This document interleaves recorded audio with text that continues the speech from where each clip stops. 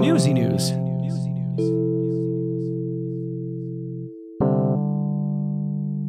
Good morning, everyone. My name is Onepeg. In today's news, Nikita has, I guess, told everyone that he's removing barters from the flea market and examining of items. So this one's going to be super short. Thank you to everybody. By the way, I hit 100,000 subscribers this morning. Hutch decided that he was going to spam his community and push us over the top, and we got the last 140 subs or so today while I was live with him, just kind of playing around. 5 years of a video every 3 days or so on average for the last 5 years. I'm so grateful for all of you. Thank you for coming along on this with me. You guys are amazing. Thank you. Anyway, on to today's news. Around 1 p.m. Eastern Standard Time, Nikita posted this on Reddit saying, "Guys, we decided to remove barter options on the flea. You will be able to set as requires only money. And we decided to remove item examination. Cheers for that." Now, this came on the heels of a Q&A that Nikita did yesterday. I posted a video where I was talking about those things live, where people were making suggestions and asking questions of Nikita. Some of the answers he gave I was not pleased with. Other answers were kind of okay. A few troll responses, you know. But this is really good. What this alludes to is the idea of players offering up things for barter on the flea market. There's a couple of reasons why I think this is a good idea. Primarily speaking, at the start of a wipe, it tends to be the most desirable items are always only found on the flea market for barter. I've made videos especially about keys for things like the Check 15 key, which is one of the most sought after keys, or the Dorm's Marked Room key, or the Sanitar Tape key early on, or the Dorm's 114 key early on.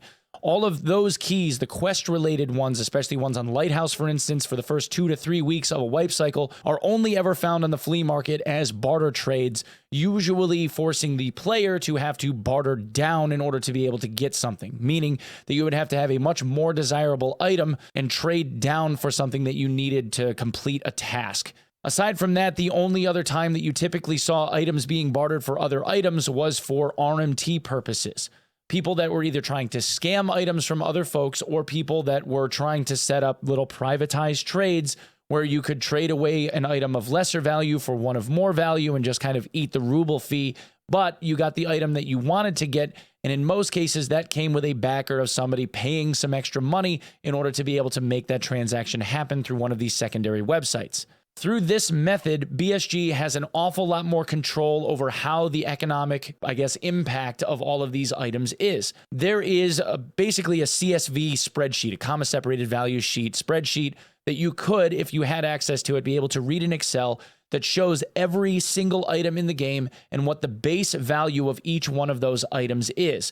BSG assigns a value in the form of rubles to every item that exists in Tarkov. The fee that is assessed on the flea market is based on those values that BSG sets to it, as are the values that the traders sell and buy items for, the NPC ones. So what this means is that BSG has an awful lot more control over how much money gets transacted for certain items. That's why when they make posts, for instance, about items like the red key card having its value increased to a base value of 5 million rubles, that means that people that try to list something like that for 100 million rubles will end up eating a massive fee in cash in order to be able to sell it for that much. In a lot of cases, the way that this tax gets assessed will end up deterring people from listing the item for some ridiculously high amount of money because the fee would actually be more than what the item would sell for. So overall, the answer here is it keeps people from getting scammed. It also keeps people having to,